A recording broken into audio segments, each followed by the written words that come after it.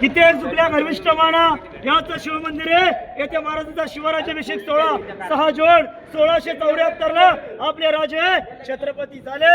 ही समोरची ती जागा आहे बघा. 6000 पैसे बसायची. 6000 प्रत्येकाच्या डोक्यावरती भगवा भेटा होता.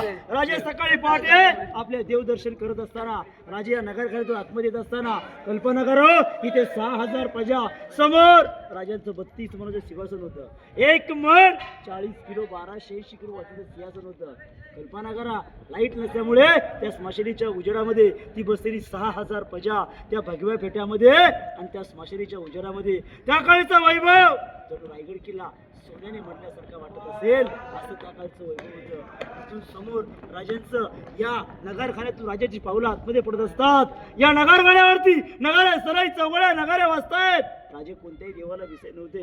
आई भवानीला साकडं घातलं, शिरकाई मातेला वंदन केलं, वाणेश्वरास नतमस्तक झाले आणि राजांची मिरवणूक लग्नात सदर आत्मा येत असताना येथे 6000 प्रजा बसलेली होती. प्रत्येक भावना उठून उभं राहिला. या सोन्याच्या क्षणामध्ये आपल्या डोक्यातील बगाबेटा काढले आणि त्या 32 मनाच्या सिंहासनाकडे राजाला देखील वाकून मानाचा मुद्रा होऊ लागला. राजे 6000 मावळ्याची मुद्रा करतायत.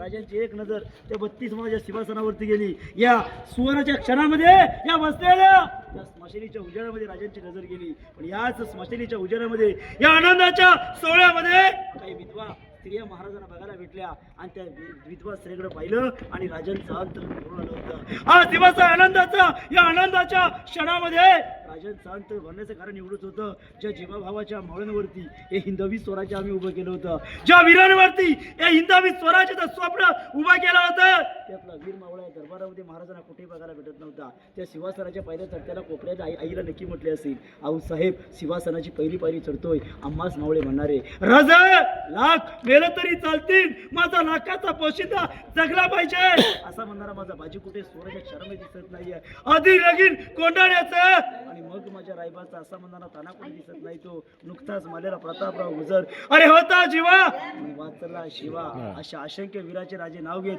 ज्याने हे स्वराज्य घडवताना रक्ताचे पाठ वाहिले गेले. अनेक वीरांचे राजे नाव घेत लटलडच्या बळाने 32 मनाच्या सिंहासनावरती उजवा कुडका टेकवला आणि आपले राजे छत्रपती झाले.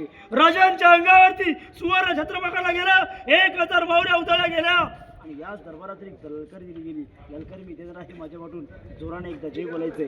राजांकडे फक्त तोंड करायचंय. मी जोराने ललकारी देणार आहे माझ्याकडून जोराने जय बोलायचंय.